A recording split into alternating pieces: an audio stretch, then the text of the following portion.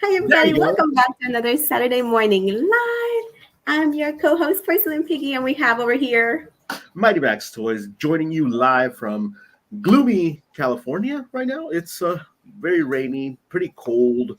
I had a cold all week long, which is has been an ordeal. But now I'm here, ready to talk some Beast Madness because guess who's on the leaderboard? That's right. It's just because my bracket glitched and it said total over, and then I just believe in the underdogs. Okay, You have total overload today. but with that said, we do have a special guest. You guys, if you tuned in last week, you know who's here. We are Yes. having Killer Carp here today, and we even made like a special banner. Here he Yes. is. I love So the banner. hey, Hi, what's up? guys. So Winning.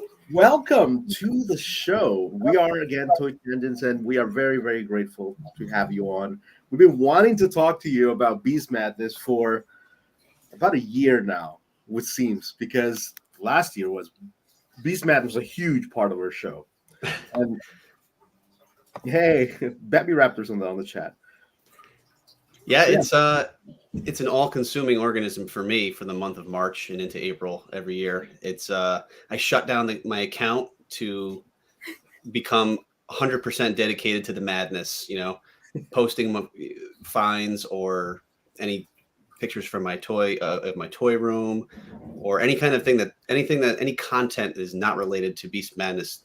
The pause button gets pressed, and we shut that down, and it's all about the madness. And I'm really happy to be here, guys, and it's very exciting to be talking with you and being able to shed a little light and a look behind the curtain as to how things happen here in the madness world. yeah, So do because tell us, like, how did it all get started? Well, it started in 2020. Like everybody, the pandemic had taken over the world, and we were all bored and depressed. And it was the lockdown, yeah, end of March, and the NCAA tournament, the real March Madness, was canceled because of COVID. So there was no 64 bracket, no pools in any offices. And I was home alone with my beasts, and I had this idea of putting together a bracket where we could all do something and not be depressed and have fun and interact. And it was a big hit, and it actually, I think, got a lot of people through those gloomy days because it was a month-long yeah. Yeah. content. Yeah, I remember when Porcelain Piggy found it, because again, she's always been into the smalls, right? So Me too. Porcelain Piggy found it and shared it with me, and it was one of those things that just clicked. Yeah. Because for the longest time, and Porcelain Piggy knows this, like when it comes to my toys and how I used to play, it's all about like tournament style. Whenever Seiya came Exactly. in, it was just a matter of pitting them together, like in a stage organized format. Oh my god! So it Battle just Beasts are tailor made for a 64 battle bracket. Unfortunately, there's only so many slots, and we have to snub 12 beasts every year, and we can get into that process a little more later. But yeah, it just felt so right, and it was easy, and everyone had a great time with it. now my question is, was it exciting? Because that's one way to kind of share your toys with everyone else, and you kind of think you've always had the toys. You always kind of envision these battles in your head, Yeah. but now that they were actually pitted against one another, did you enjoy that process of like, oh my god, I can't believe this one is fighting this one? Like, no way. Well, all right. So in the early days, the committee was me, myself, and I. I was the one kind of I was the architect of who battled whom, and Ah, so I was putting irony on the page. I wanted to see cuttlefish battle octopus. I was envisioning like a Sweet 16 where some of my favorite battle beasts would meet potentially. I had the Australian battle. I had made sure Yeah. that kangaroo was battling koala, and then so that was fun for a while, and then after a while it started to get to the point where like I had the idea, let's do a random drawing. Let's pull the beast out of a hat, and we started that last year, where it gave every, equal opportunity for all beasts. And that's kind of the way we do it now. So that brings another layer of excitement for me, having been behind 4 going into 5 Beast Madness now. It's more fun for me to see other beasts getting a chance to battle and to have a chance to get some wins. Yeah, like shout outs to Mole, man. Mole got his first wins ever. Mole's got a lot resting on his shoulders. Sorry, the pronoun he just kind of comes to my mouth when I talk about battle beasts, but we don't know that. We don't know. We'll call them. They're really all its. Yeah. But anyways, Mole has to battle Bat, and let's just. I want to just go on the record right now for anyone who's watching right now. I am sick of Bat. Oh, I'm sick of him. I'm sick of him winning every year in the Final Four. This is going to be his 5th chance to go to 5 straight Final Fours. Mm-hmm. Won a championship, played in 2 championships, the most wins. I think it's time. It's becoming kind of like the New England Patriots or Tom Brady. Like we need to see someone else win here. Someone else get a chance. we have Alex Cropta saying that that's a very bold statement. Absolutely. And Well, we're all about making bold statements here with Base Madness. So, but you think about Honestly, it. he should get snuffed. One of these years, he needs to get snuffed. yeah, I mean, he very well. I mean, the way things are going, I'm trying to give it my snubs so that everyone gets a chance to be snubbed, so it's fair across the board. And then, so Bat could be next year. Yeah, and you know what? Like the thing is that there are so many winged beasts that are also pretty cool. Flamingo. You Hawk is also pretty have cool. Penguin. You have Hawk. Crow. Mhm. Oh my god, I love Crow. Crow. Shout out to the Cosmic Bird, whose crow is battling the buffalo tonight at 8:00 Eastern time in my stories. Yeah, love the crow.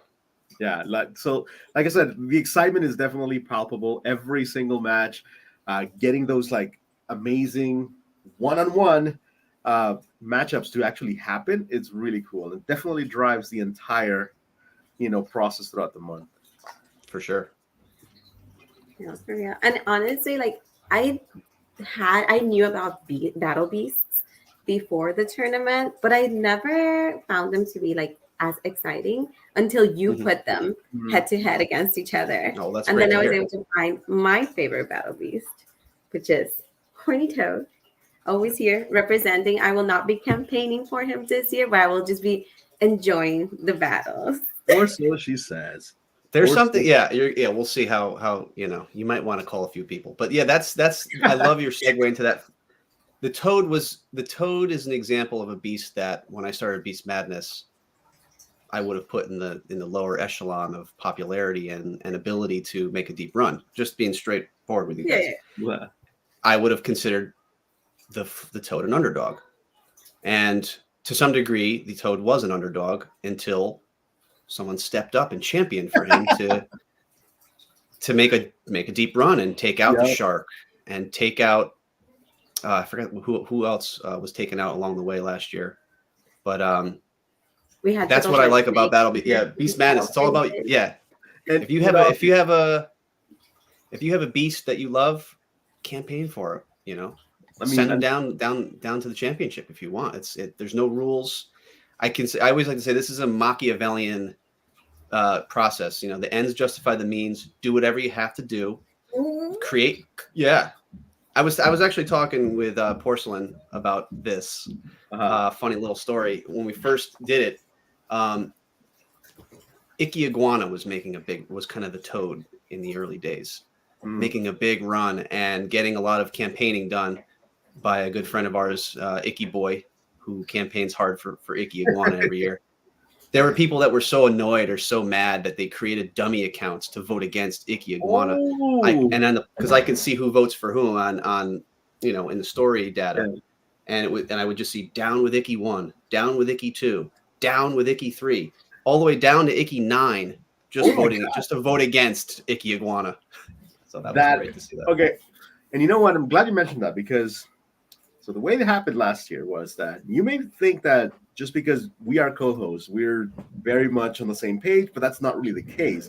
I was actually actively campaigning against Toad every step of the way. I didn't know that. It didn't matter who it was.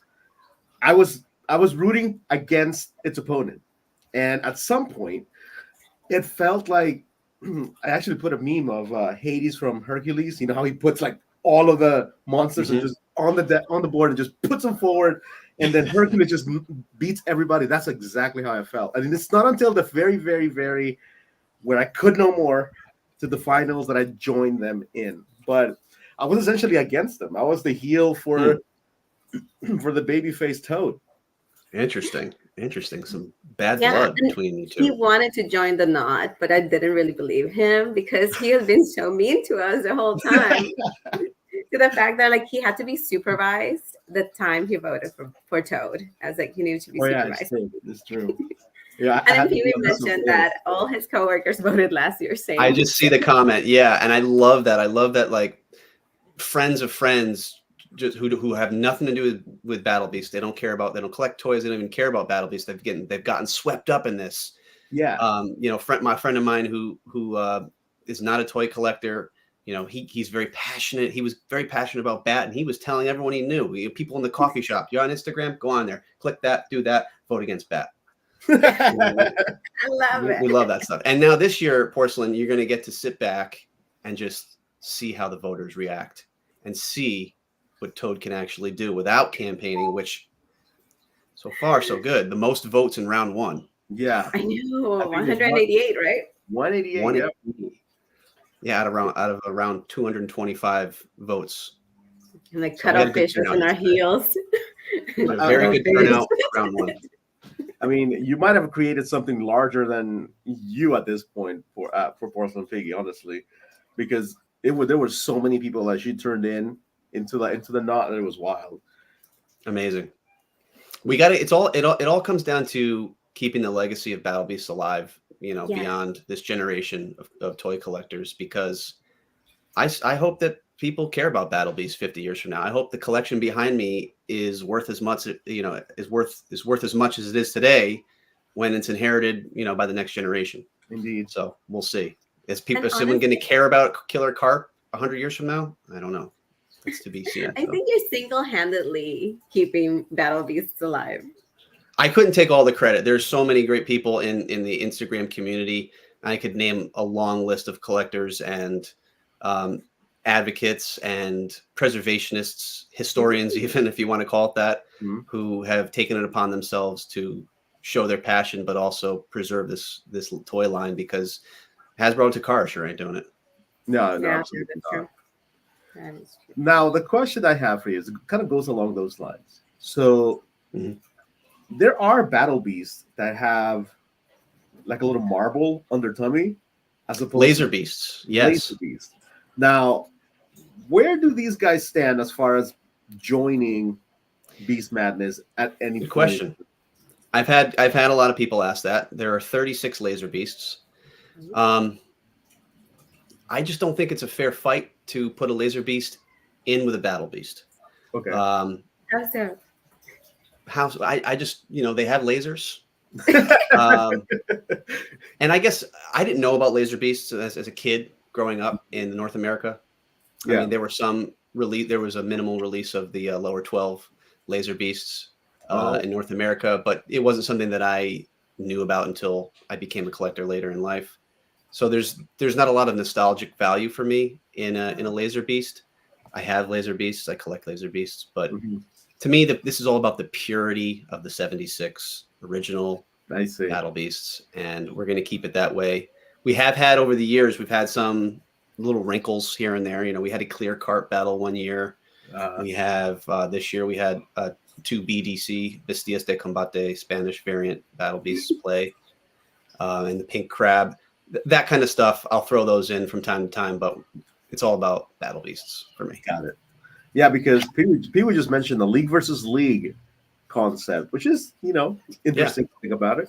But We again, could do a separate tournament. There could be a Laser Beast tournament sometime down the line, if time permitting. No, I know, and that's actually the perfect segue to essentially the next question, which is, we enjoy it. We are at the edge of our seats, waiting on Instagram for your stories to just pop up.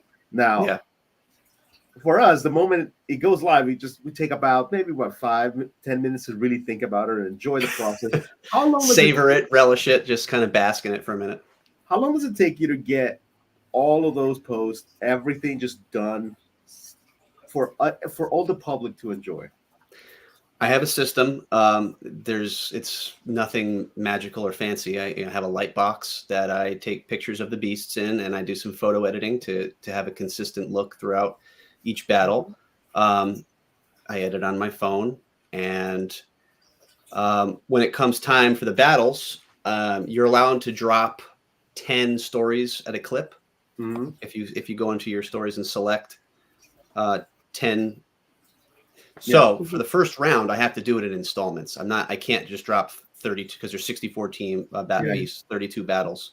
I can't just drop 32 in one shot. So the first 10 get dropped the second at the strike of high noon Eastern time. And then I'm racing furiously to try to, there's not too much lag between the next one set and the other. Yeah. But then as for rounds that follow, there's fewer battles, so I can just preload them all in, strike of noon or 8 p.m. I do 8 p.m. on the weekends. Boom, drop them all at once. And then I sit back and wait a few minutes. And I'm checking it all day long. Me too. I'm always checking. I was going to ask you, like, how many times a day do you check it? Because I'm constantly, every time I log in back to Instagram, it's like, how are the beasts doing? Constantly. And I'm lucky enough to be able to see the actual vote tallies and who's voting for who. And that's kind of the fun for me. And I assure you, no one has more fun than me doing this. It takes time. It's time consuming, and there's a lot to do. But I don't consider any of it work. It's my little yearly time to just have some fun and be the orchestrator of this stupid little tournament. And you know what? That's it's like playing with your toys. It's a completely new way to play with the toys. Now, literally.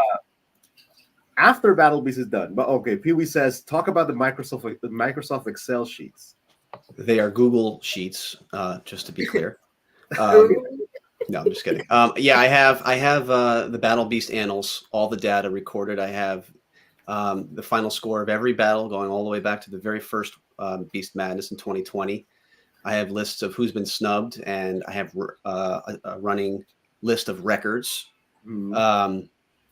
Obviously, Bat has the most wins. So I have everything all filed away. And I'm the gatekeeper to all of that, not in a bad way, but in a judicious way. The gatekeeper to all that information, and I love stats, and that's another fun thing about it. I love after a round of Battle Beast Madness, just updating the stats. That's my favorite part of the whole thing. Updating the standings for the pool now. It's our second year doing the pool. Updating my list of who's winning and who's losing, and the bracket, because last night I had to go photograph another round of Battle Beast photos ready to go for tonight. So it's fun. And if you have any questions, if anyone has any questions about their favorite beast and how they've performed over the years, I can give you all the information you need. Yeah, honestly, at this point, you're gonna have to start a Hall of Fame, like a Beast Hall of Fame. Yeah, who has the most wins, whoever has like the Beast greatest Hall of Fame. Yeah. Well, I would say, if the first ballot Hall of Famers on the first class, Shark and Bat go right in. It's kind of just the two of them and everybody else right now. Even some beasts that I thought would I didn't expect Bat to actually, when I first did the tournament, to be as popular as Bat is. I thought Cobra's never been able to get it done. I really thought Pirate Lion, who unfortunately is out of the tournament this year in a crushing battle. My money was on Pirate Lion this year. Hey, I think my money was on Pirate Lion for that battle. A few people's brackets just got completely busted after one round this year. There's no way Cobra was going to win against Pirate Lion. Pirate Lion's not a no. All right. So that battle, let me take you into that battle. I watched the war wage between those two beasts all day long and into the night, through the sludge and the swamp and the blood and the darkness. And I woke up the next morning and it was still tied. And it was back and forth. I think the largest lead was maybe 4 votes in either direction. And then it was just neck and neck and neck and neck. And Yeah. in the last 10 minutes, somebody campaigned out there. I don't know who it was. And Cobra pulled away and got a run of 16 straight votes and won it. That's how it went down. So See, that's the thing. That's the thing about close battles. I love close battles, and we can talk about close battles. We were talking about this earlier, Porcelain. Close battles are dangerous for campaigners because you can have that last second campaigner just hiding in the blind, waiting to just jump and pounce and call out their voters in the last minute. So now let me tell you, about. the campaigner, so famously for the final battle between Toad and last year, it was Toad versus who? It was Toad versus Shark in the final battle last year. Yeah, the mighty Shark. We were physically at WrestleMania. Like we were in the stadium, right? And then we were enjoying the show, and suddenly Toad is losing. And as soon as Toad started losing, she grabbed her sign, which she had brought to WrestleMania, and then the other one said, literally vote for Toad, went around and showed it to people, and everyone in our section started voting for Toad. She's like, unbelievable. Yeah. It had a scannable QR code that'll go directly to your account. Oh my God, that's incredible. Like, guys, you gotta vote. When I was like, I need to go to the restroom, and I'll just like walk down the alley. I was like, scan. Wow. So that, I mean, what was the final score of that battle? I have it right here. Final score of that battle was, it was one of our highest voting. Oh, it was 188 to 130. Oh. Yeah. Okay, 130 votes is a pretty good showing for a loser in a battle of Beast Madness. That's the most votes any battle has ever received. Oh, wow. Yeah. You did good. So, over 300 votes. So it was pretty exciting to see that. But it's been a pretty consistent following in terms of voters. You know, we usually get around 200 to 200 voters per round, sometimes closer to 300 in the later rounds. But yeah, it's kind of a consistent flow of number of voters every year. No, I'm glad that there's so many avid followers, and like they're literally waiting for it, and they're trying to make the best out of it. That's definitely cool. And Pee Wee says, I want a Beast Madness yearbook. He's my publisher. Come over here and do it. There it is. You got to go. And honestly, speaking about books, because I feel like this is the best part about the thing you're doing, like the stats, right? And that data, right, of saying, okay, you know what? Pirate Lion versus Cobra went into the night. They fought for hours, right? And at the end, Cobra won. It was a bloodbath. Somebody could take this into a mini comic, for example, and turn it into an actual panel by panel type of battles. And it's already pre-written. Like it's like if you're publishing like a book or a tournament book, right? You have an artist do battle by battle. Oh my God, I will lose my mind. That thing would be so good. If I had an animator in my pocket to do that real time, I would totally do it. Yeah, I understand. I could write the words and they could draw the pictures. But one thing I could do, I think that's a little more feasible and practical for me, is to make a newsletter that goes out at the beginning of each Beast Madness. If people can, if I start collecting emails that can contain a digital book, essentially, of all these factoids and historical data points that people can nerd out over. Yeah, that would be really cool. And honestly, I don't want it to seem like we're just giving you more things to do. Don't worry. I love it. Really enjoy it. It's fun. Honestly, it's fun to talk about this because I don't really talk about it that in depth with anyone else other than on some DMs here and there. So this is fun to do. And this year we actually had a really a pretty strong first round.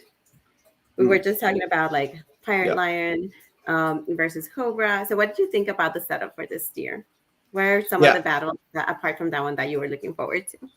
This first round was, I would say, overall very predictable. We only really had 2 or 3 close battles, being that and that Lion Cobra battle being the best battle and the closest battle. So I'm really excited now about this next round. There's some I think the tension ratchets up, the competition gets fiercer here.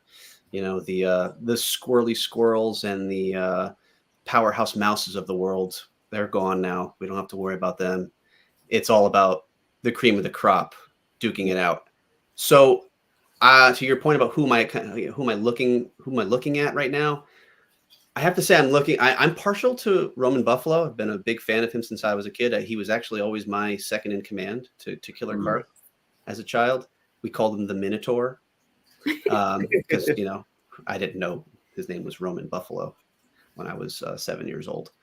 However, he's got quite a task if he's able to get past Crow. I'm looking for someone to take out Bat, and I was hoping that it was going to come from either Cobra or Lion in that bracket. I see. So it's going to come down to probably Cobra or potentially Buffalo to take out the Bat. And then I'm looking at, I don't know. Forgive me, Piggy. The way I'm looking at Hippo this year. I saw that earlier. I didn't surprise you. Yeah. Hippo is an underrated beast in my opinion. My guy Andy's Toys and Models in the UK, he's a big Hippo army builder. I'm sure he's looking out for Hippo. Maybe shout out if he's watching this. Maybe he can do a little campaigning. But I'm looking at Hippo. I'm looking at what am I looking at? I like to see Panda step up. Yeah. I think Panda has underachieved. I think Panda is a really cool battle beast coming off a sabbatical, being snubbed last year. Yeah. Should be fresh and ready to battle, and taking on Icky Iguana, who I think Panda has the ability to get past.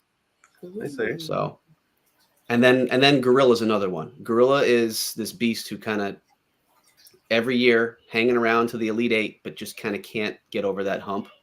Yeah. So got a tough one against Gorilla, and then potentially the winner of the Octopus Elephant battle. That's a kind of a nice little bracket down there in the bottom of the wood bracket. It's Gorilla, Gator. Yeah, Gorilla, Gator, Elephant, Octopus. Someone's going to emerge from that and probably go to the Final Four. Yeah, I gotta tell you, like when it comes to Bat, I don't have Bat going all the way. Okay.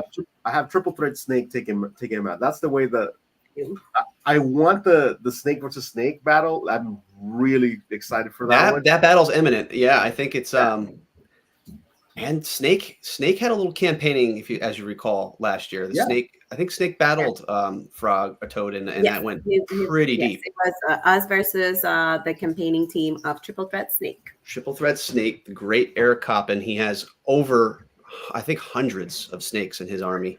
He is the Triple Threat Snake master of probably the entire world, I would venture to say. So yeah, maybe Cobra is in trouble this year. We'll see. I think so, because I bowed my support to Triple Threat Snake last year after he and his snakes pretty much supported Toad after they lost. So I was like, okay, that's it. I can't campaign for Toad, but I will put my support behind Triple Threat Snake. I love Triple Threat Snake. Because he's the box buddy for Killer Carp. They were packaged together in the battle. What ain't happening? What ain't happening, Pee-wee? You want to start a fight here? Because again, Pee-wee's campaigning for Sloth, which again, it's an honorable choice. Mm-hmm. But I don't know, man. Sloth. When I was doing this, let me tell you, I don't have Sloth going very far. I have. Well, Sloth is? Let's see. Sloth has to take on potentially Rabbit. Yes. Now Rabbit's another one I'm looking at. There's a lot of maybe I hate to use the term like second tier beasts, but they're all in that bracket. The Rabbit, the Sloth, the Octopus, the Gorilla, the Gator, the Elephant. That's just a bloodbath right there for me. I mean, you can't really. I think would say that's the most unpredictable of the brackets. Who knows who's going to emerge from that group? Whereas I think in the other bracket, it's like Bat, Cobra. Then you got Toad, probably has a pretty easy path in, and then you have what I've been saying from day one is hopefully not a foregone conclusion, but it's just written in the stars for a carp, shark, Elite Eight Yeah. down in the fire bracket. Yep. Unless cuttlefish can step up tonight. I'm not sure. I do have shark and carp going head to head. That's going to be an amazing fight. There's a lot. That's a battle it's a matchup with a lot of history. Last year, I believe it was Shark who won by a single vote, and the two also battled. I think in a Final Four a few years ago, in I think Beast Madness 2, and Carp actually won that battle. So I think the historical series is split at 1-1. Yeah. Ooh, so they need to break that tie. Yeah, it could be. Yeah, it could be a massive tiebreaker. But again, let's not count Cuttlefish out. Shout out to our friend Cutthroat Cuddle. I'm gonna make anti-cutthroat cuddle campaign. Anti-cuttlefish I mean, campaign. if there's a campaigner out there for Cuttlefish, it's her. But Yes. Cuttlefish got a lot of votes in round 1, and that's a beast we see every year in the Elite Eight or better every year. So now, sorry, I said I wasn't gonna bring this into the live, but Pee Wee brought it into the live. well, let's hear what's the backstory behind that. Okay. and So- Alex, we'll get to your question in just a bit, okay? Because you have a really good question. We'll Yeah, get- and here's an additional one as well. So last year, as we were looking for more support for Toad, we reached out to all the beasts that were defeated. Cutthroat Cuddle was the big representative for Cuttlefish, and Cuttlefish was out. We're like, we're sorry for your loss with Cuttlefish and stuff, but would you be interested in joining the knot? 2 members of the knot reached out. We got 2 yeses. Once the voting started, her pretty much voting power went behind Octopus. And we're like, oh, betrayal. Like, honestly, like Toad is fighting Octopus right now. He needed you, and you have betrayed him. So she's a traitor of the knot. She's not a traitor of the toy community, but she is a traitor of the knot, and we will bring in. All bets are off in Beast Madness. Yes. If you're friends in real life, that goes out the window. Indeed. Yeah, and honestly, I love how she lived up to her name. She has to. She has to. She has to. Honestly, that's and supporting one cephalopod versus another. Easy choice. Yeah, easy choice. If it's got tentacles, she has to back it. Absolutely, she's contractually obligated. And Alex says, "What do you think makes people like one beast over another?" Interesting question, and I have an answer to that. And it's kind of a problem in my eyes. We call something that I call real animal bias. That trickles into some people's mindset as a voter when they look at these 2 battle beasts. They might say, well, a mouse could never beat a horse in a battle. Like, well, these aren't real animals. Okay, these are anthropomorphic, cybertronic, armored toys. Yeah, so you have to throw kind of real animal bias out the window. But unfortunately, when you think about cool animals, sharks, cobras, bats, it's no surprise that those are the 3 best. Lions. Cuteness could be an appeal, and I'm fine with cuteness. I think colorway, cuteness, sculpt, design, attitude. Maybe weapon. Maybe some have the weapon arm like Horny Tone's poker. Yeah. And what about just like favorite animal in real life? That has an influence. That falls under real animal bias for me. Yeah. And Alex, what is, if you want to share, your favorite battle beast? And does it match your favorite? Let's hear this. Let's see. Oh, but we should also have another question too. What makes okay? Well, before I know Alex, he's a real life friend and a Battle Beast Instagram friend as well. Can I see this question again? Oh yes. What did he ask? Oh, he's thinking about the favorite one, and let me pull up the question. What makes a favorite in the court of public opinion?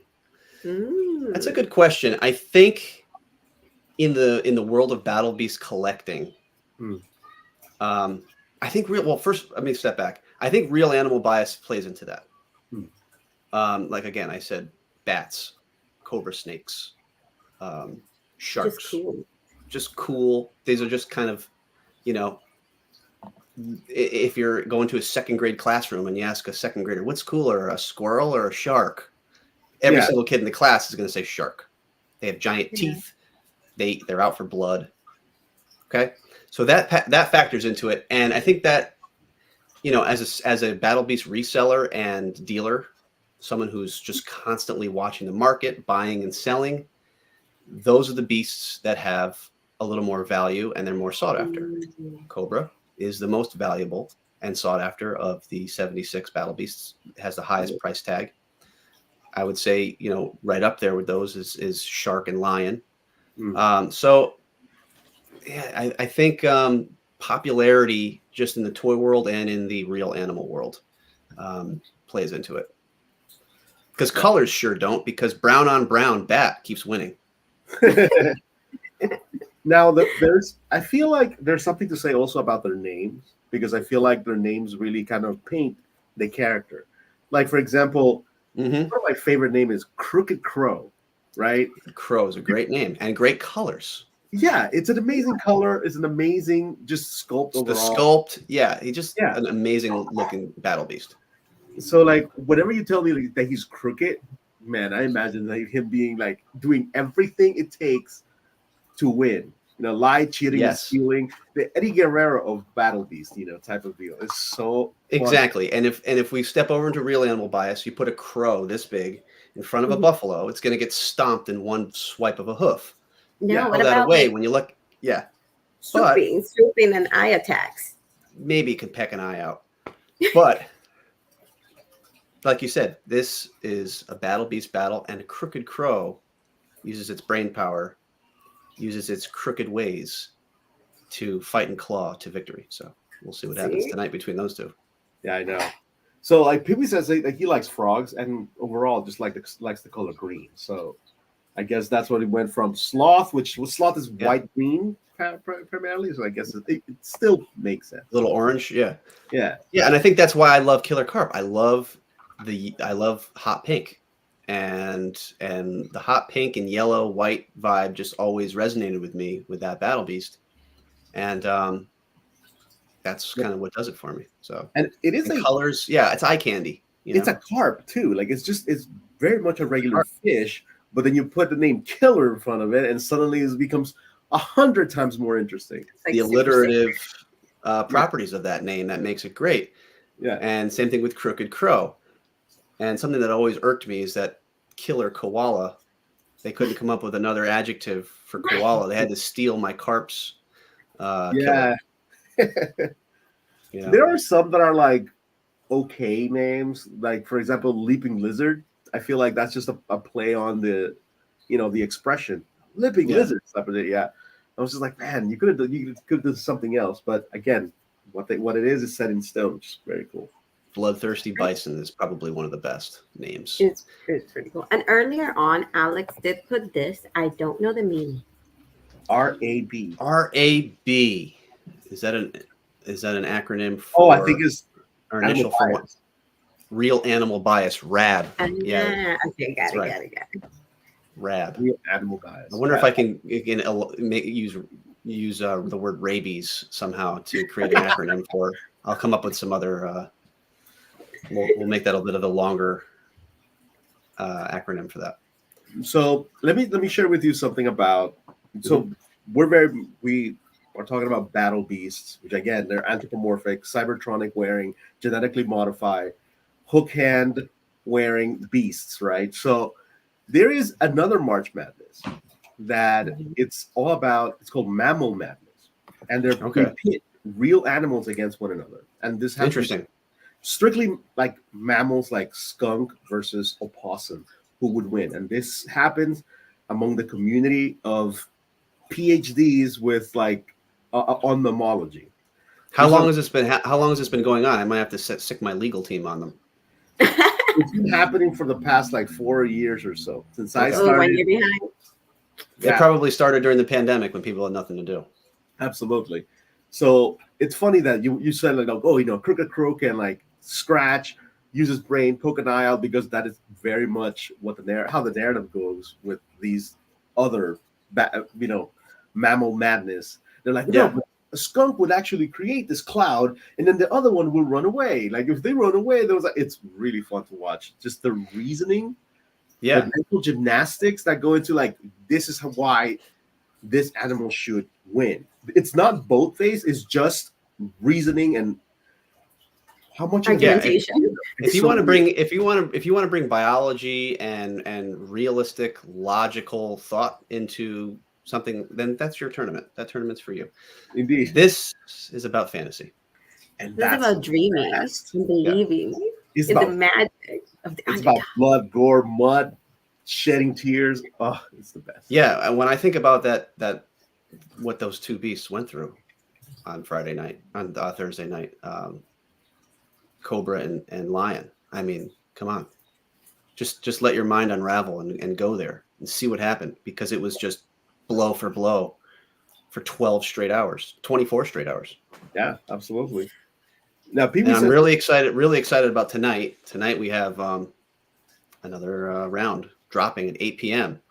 I want to maybe ask you guys what battles you're looking at tonight. I know what I'm looking at, and I drop every in advance of every battle I will drop a little bit of a preview in my stories just to talk a little bit about some background of the matchups and what I'm thinking. But yeah, what are you guys liking? What are you thinking about for tonight? Max, you want to pull up the Yeah. slides, and that way we can also visualize it for everybody else as well. Pull the bracket up. all right, cool. I'm pulling it up. But then remember, this is the one we did with our fresh picks, right? Okay. So, which means that it is inaccurate to a certain degree. Wow, Right. this looks great. I love it. Now, this is now inaccurate, right? But since Yeah. I am in the leaderboard as far as, picking some winners, it's not terribly off, right? Well, let's talk about it while we have it up here. Yeah. As much as I said I love Roman buffalo, I was a big fan of the sheep as a kid, bighorn sheep. And that's a beast that just doesn't get enough love. And I was really hoping to see sheep make a run this year, but alas, that didn't happen. So good pick with sheep. Yeah, we both picked sheep, but then again, Porcelain Pig is bracket got all weirded out. She put toad everywhere. I had like a toad virus in my computer, and everything just turned to toad. Every time I turned it in, I was like, "Why is everything toad again?" Yeah, so I don't think that's a mistake. I think it's just her subconscious telling her like, "Hey, you need to campaign. You need to campaign. You need to campaign." I was like, "I can't." So today I'm looking for Crow because I do want that epic battle of Crow versus Bat, because I feel That'd like be cool. that would be like the aerial battle of the century. That would be so good. That would be an awesome battle. I would love to see Crow Mole, to be honest. I would go that far. Oh, really? But I want to see make Mole advance. I want an upset this year so badly. I see. Let there be upsets, voters. Think about it. Upsets. The underdog. Now, Walrus also made it through, right? Manic Mandrill did not make it. Correct. That's accurate. Walrus is battling Cobra today. So Walrus and Cobra, I feel like this, like you said, is a foregone conclusion. I think Cobra is going to definitely move forward. If you're coming out of the momentum of like Pirate Lion, that'll be wild. Yeah, I mean that it could be a trap battle for him coming off that very emotional and damaging battle with Lion. You got to think he's completely exasperated, barely has some life left in him, and having to just turn around and fight another battle tonight against a mighty Walrus. That flipper hand that he has, if you get hit with that, it's lights out. The tusks. Yeah. And I feel like people don't realize just how powerful a walrus can really be. This thing's just huge. Yeah. I watch out for real animal bias, but yes, I always thought that the walrus was a very powerful beast in my estimation, and that skinny little cobra could be in trouble. But again, poison goes like the amount of plastic that they have that kind of gives you the vibe of like which one's a little bit more like hardly built, Yeah, exactly. Some of them have more of an aggressive nature to them. Just their sculpt and the way they stand and carry themselves. The way they just carry themselves outside where do they battle? Is there a coliseum? They battle in an abstract, non-existent dimension in our minds and brains and hearts. I see. That's all I can tell you. Now, in the water bracket, I feel like Horny Toad had a pretty like easy path. Cupcake. Yeah, And that was a random draw, and that's what I think it's hilarious that was the 33rd beast I pulled out of the hat, making it a number 1 seed coming off a championship year, which is hilarious to me. And Yeah, it's like in tippy top. And I'm telling you, I think he will make it all the way through this time again without that much of a push. Because I can't see anyone in that. I think if he Mhm. gets by Hippo, I see him going right to the Elite Eight. Same. I was like, I think Hippo would be the main hurdle for him right now. Mhm. But I know we're coming off of a victorious year. So I really feel that he still has a lot of that inertia to continue forward. Is that the right word? I don't know. Well, that big cat battle doesn't pose much of a threat. Tiger coming off his very first tournament win. Jaguar has never, ever proven to be a viable candidate to get past round 2. Yeah. It's more Icky Iguana because that's a very sneaky campaigner that could come out and push Iguana wherever kind of he wants to. So watch out. Yeah, that to me was one of those things that I was like, you know what? I may have made a mistake when it comes to like picking Spider to go all the way. But I don't Spider know. has the ability.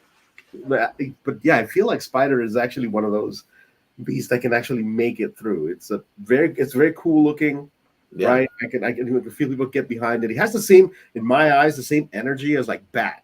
That type of like and that's another fan favorite animal that you would think would have its way with antelope, and then iguana or panda.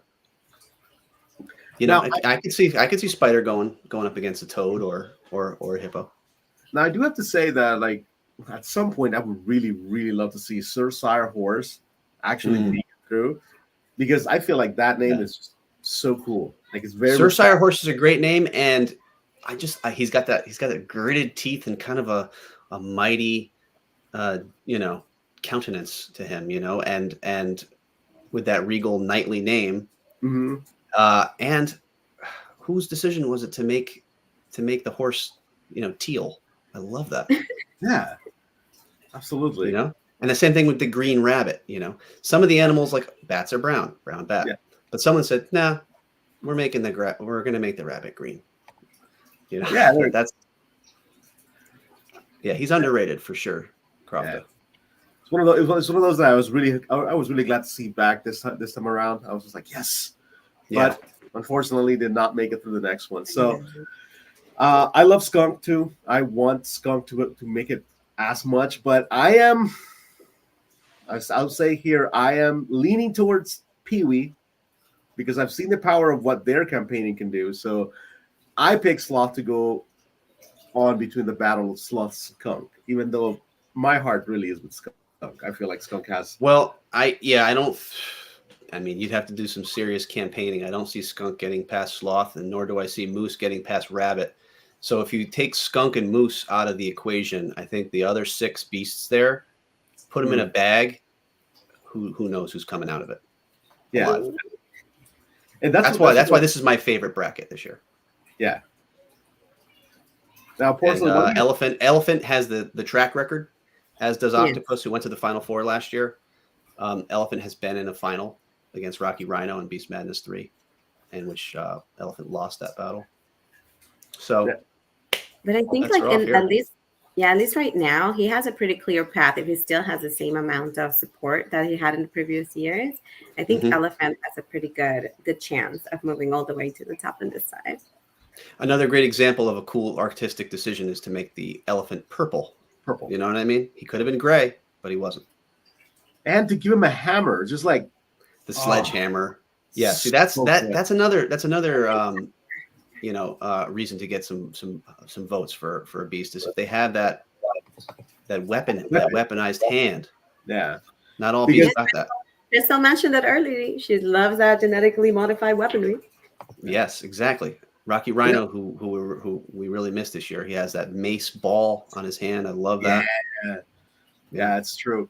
there's just something to it. Like Horny Toad has a freaking, what is it, like a The lance. lance? Some kind of lance. Really? Yeah, it's a Lance lance hand? poker thing. Yeah. I Yeah. love it. And the thing is that he's decked out. Like Horny Toad has the lance, has the two horns over here, and has the axe.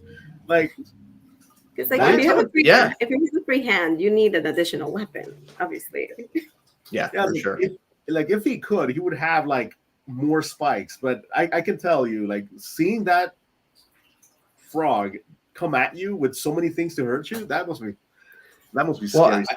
I mean, Horny Toad going back to into the annals beat without any campaigning way back in the day, beat Pirate Lion head to head in a battle by 1 vote. I think it was in the first Beast Madness. So he's there. He's a viable candidate. Yeah, No longer an underdog for sure. yeah. He's in the winner's circle, right? So In the winner's circle, in the top 10, top 5, I think. Right. Man, that's awesome. See, there you go. There you go. Once a winner, always a winner. You're immortalized if you can win Beast Madness, even if you never win it again. No one can ever take that championship away from you. Absolutely. Now, I do have Elephant. I do have Elephant going all the way because I feel like him coming back from, coming back from like his sabbatical. Yeah. Seeing him will go all the way towards the end will be an amazing feat for sure. He's had 2 years after losing to Rocky Rhino in the championship to think about that. Yeah, and the fact that Rocky Rhino's not here is just like, whew. Yeah, let's go. That's it's kind of sad. He wanted to get his vengeance, but he'll have it next year, a chance next year. Yeah. But maybe he'll find a really good opponent in Sloth because we can't just overlook Sloth. You know, they got Elephant. The Slowpoke versus the Sledgehammer could be a good. I would definitely agree. Now, on the fire bracket, which ironically has a lot of water. Yeah, I probably should have flip flopped those, but all random. Indeed, and I love it. I do have crab going once, but you have that deer that has it's an alternative color, right? It's a Bestias de Combate, Spanish production. In Spain, it had that kind of charcoal, gray skin tone for whatever reason, and the reason is RAB. No, that's what Spaniards saw as what deer colors wear. There's like some brown deers here. RAB. Yeah, true, exactly. But there are mocha colored deers out there in the world. But I think that was a last minute decision to just kind of give a little more, give deer a little help. And same thing with crab. I went with the pink variant crab instead of the traditional orange red version. So who advanced on this? Did crab and deer make it through? Or did crab and deer are going head to head tonight. Giraffe and carp going head to head. Fox is taking on pig, and then of course shark cuttlefish at the top of the bracket.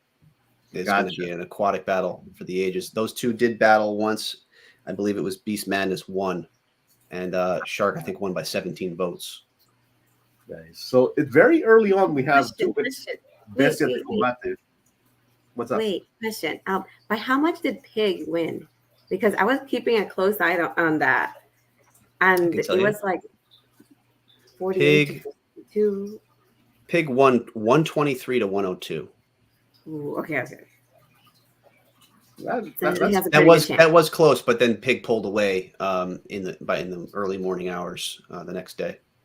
Yeah, but that's a lot more votes than I would expect for Pig. For sure. Pig's a cool sculpt. I like Pig. Pig's fun. He's kind of there's a lot of haters and detractors on the Pig front, but I'm a big fan of Pig.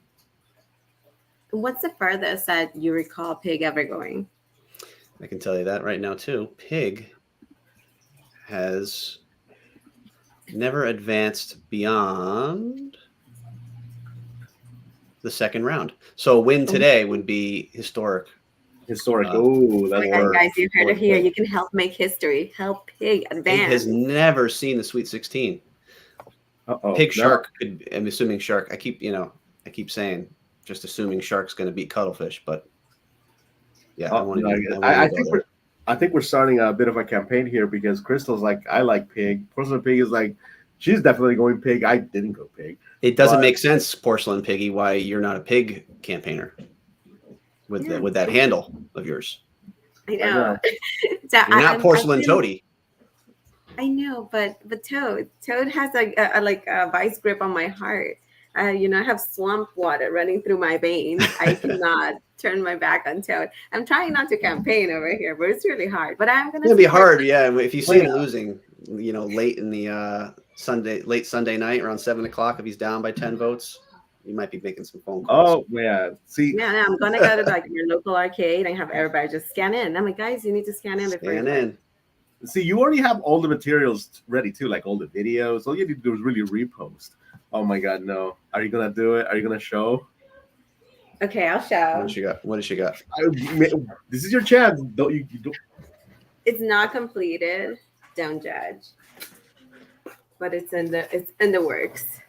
I was I gonna love that. save it until it was a little bit more done, but I was like, we gotta, when it's time for voting, and if I really do need to campaign hard for him one more time, we have the little rub mark that's gonna have a QR code for scanning. Oh my God, that's brilliant. I love that. Do you do a lot of cosplay? Not really. I Because just found for the next, cardboard and I think the next inspiration. Comic Con, you should be, horny toad when you go. just walking around. That would be hilarious. To be Yeah, honest, that's a low key reference to walk into a con with. yeah. It'd be the best. And I've actually been in tons of anime exos and tons of cons, and I've never seen a Battle Beast cosplay. So that would be the first. Battle Beasts are so niche. But for those who love Battle Beasts, really love them, and they're really passionate. So that's why I always say, like, yes, there's only 200 or 300 people that care about this tournament, but there's 200 or 300 loyal people who really care about it. So that I feel an obligation to deliver a product, or at the very least, deliver something, a tournament every year to the people who look forward to it. So, Indeed. Now that said, I have Shark versus Carp going into that at the end, as I said before. And if you're moving forward, I'm having as my finals Toad versus Shark, Snake versus Elephant on either side of the bracket. and then a Shark Snake final with Snake prevailing. Yep, that is very much what I had to pick. Now, Porcelain Piggy is with me with Snake and Elephant. That's what the little logo means, that we're together on that. Mm-hmm. And she's with me with Toad reaching the final four. But as I recall, she said that I was crazy if I thought that he wasn't going to win. Well, that's an interesting. I mean, that's one of the fun things, is that we have a potential for a rematch of last year's final in the final four. The way things shook out with the random drawing this year, which is kind of fun. So if it does indeed come down to Shark and Toad in the final four, It's gonna be a bloodbath. It's going to be a bloodbath. There's going to be a lot of holes poked in that blue shark. Yeah, I'm telling you, Shark has a few scars, and He's got a few scars, and a lot of near misses, and a big loss to Toad last year in the final. A loss to Bat once. Actually, lost to Carp. Never lost to anyone outside of the top five. So yeah, Shark has won, right? The overall tournament. Shark won the very first Beast Madness in 2000 and 2020. He won 94-93 over the Bat. 1 vote victory for Shark in the first ever Beast Madness Championship title battle. But we've never had back-to-back champions, right? On Beast No, Madness. The closest we've come to that is Bat, who went to the championship in back-to-back years, the first and the second. Lost to Shark and then beat Carp in the second one. The Bat lost to Elephant in the third one in Beast Madness 3. And then last year lost to Shark in the final four. That was a good one. Okay, so if Toad wins this time around, not only would we have the potential of a historic rematch which is a first on the series, right? Or am I wrong? We've never had. Well, no, we've had plenty of rematches, but I think it would be the first time we saw a rematch of this magnitude in the Final Four. In the Final Four, right? Okay, got it. Yeah, yeah. And Actually, then, no, that's not true because we had Bat Shark last year in the Final Four. Gotcha. But it would be a highly touted battle for sure. Yeah, indeed. That story is just so rich right there. There's some storylines. Yeah, this is what the plot is thickening. Again, we've weeded out the less popular beasts, and the tournament really starts on that first Saturday night. That's when the tournament And I really just love how the beasts have so much history with each other now. As years go by, the history builds up. It's so good. It's like literally how you get all those like ads before WrestleMania or those WWE ones. That's how I imagine it. I was just like, oh my gosh, like you're looking forward for these matchups. And like some of them are like, revenge matchups. So to see how it works out. It's so exciting. Yeah, I try to establish the stakes, as much as I can, in these battles, and give the historical context of all this data that we have over, what's now our 5th year doing it. So it's a lot of fun. It's amazing.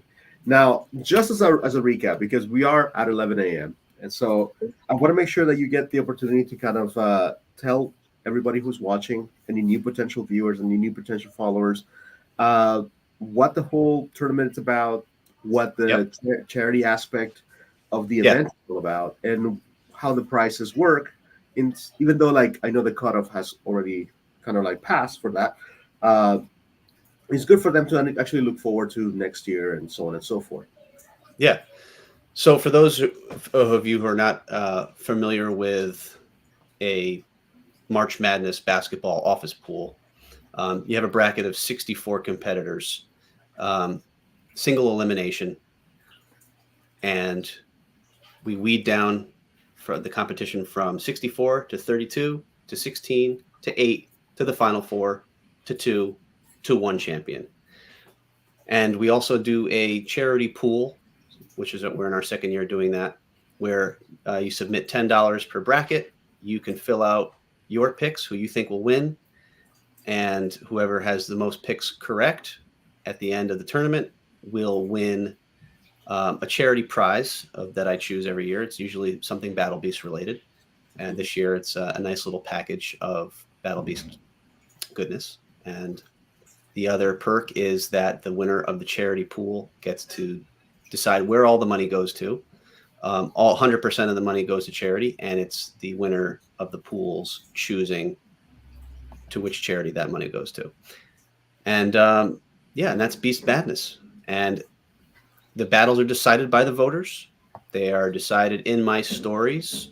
The stories go live, and they are live for 24 hours, as all stories are.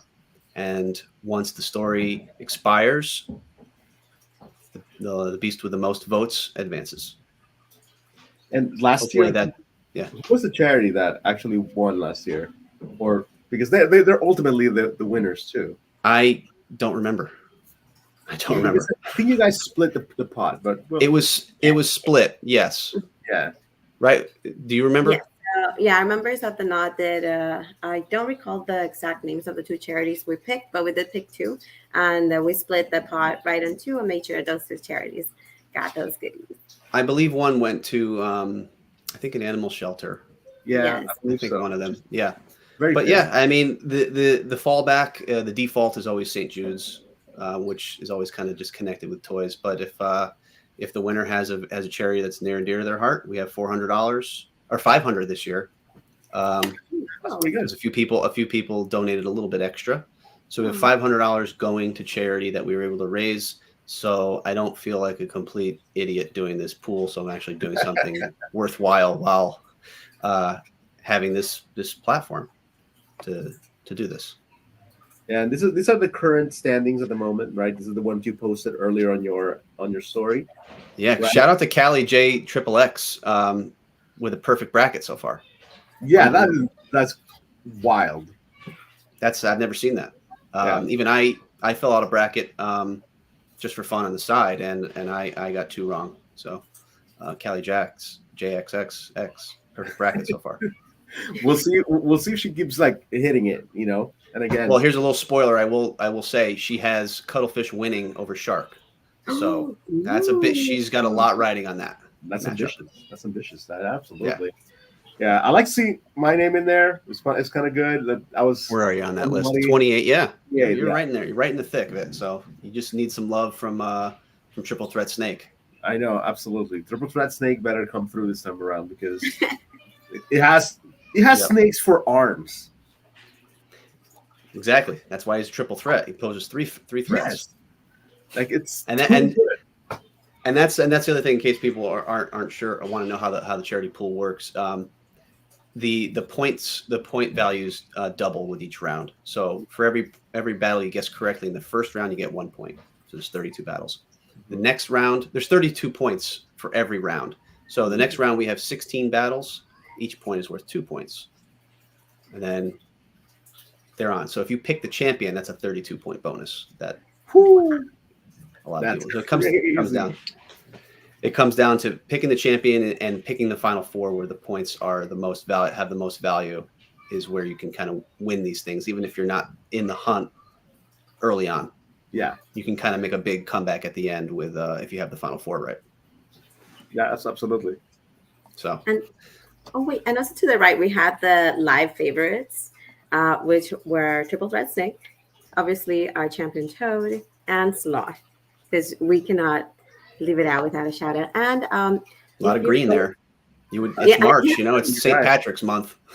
I hadn't noticed that. I had not noticed that unconscious. March Madness usually goes with green in my eyes. So, and then Mike, can you go to the video we do have? Because we do have a small video just showing all the previews for the upcoming battles. And do visit Killer Carp's page so you can go ahead and join in. The countdown is going down. These are the previews for it. And each one has had like a little like information about each one, which makes it even more exciting because there's always like a little bit of background history. I like this one, the King Kong Godzilla analogy that you put in it. I was like, that's really sick. Yeah, I don't do a blurb for every single battle, but I will for when we have just 16 or 8 beasts left. And also with the that newsletter you're gonna start making, right? Comes out. You're gonna give us the narrative. Yeah, that'll be maybe for Beast Madness 6. We'll see. If I can learn how to make a newsletter. No, but it was a really cool like that. I didn't even see it. The King Kong versus Godzilla. Considering how popular they are. This is where Toad got dissed a little bit. A little bit, like friendly fun. Friendly. And then there's Panda again. And then there's Panda. That's a good way. That's a good way to end it. And then there's Panda. And then there is Panda. I just want to give one last shout out to everybody. Tonight, the voting starts at 8 p.m. Eastern time, and it will continue. The polls will be open until Sunday night at 8 p.m. Eastern time. So you have 24 hours to vote. Go to @KillerCarp on Instagram. Go to my stories. They will be live at 8 p.m. sharp, and that is where you can vote. Tell your friends. Tell everybody, spread the word. Let's get as many votes as possible, and let's break some voter records this year. Let's do that. And thank you to you guys for having me on and letting me just ramble about this silly little tournament that we started 5 years ago. Oh, believe me, I feel like we did all the rambling because we'd be like just gushing because again, it's the story that you build with every battle. It's the narrative. Oh my God, and it's so exciting. And honestly, I think like from all of us that come and vote in, we do want to thank you. Yes. For creating this. We know it takes a lot of work, and we see all the love and dedication that you put into it. And thank you for making this. Thank you very much. Well, you guys are the reason I keep doing it. So if you guys keep coming out to vote and keep gushing as you do, I will gush forth the geyser of Battle Beast battles for you. All right. And with that, guys, thanks again for watching. Don't forget to like and subscribe. I've been Porcelain Piggy. Over here is Money Max Toys. And down here, we're signing off with Killer Carp. Yeah. So have a great weekend, everyone, and hope to see you in the polls voting for all the beasts this week. Go Hippo. Down with that. No. All right.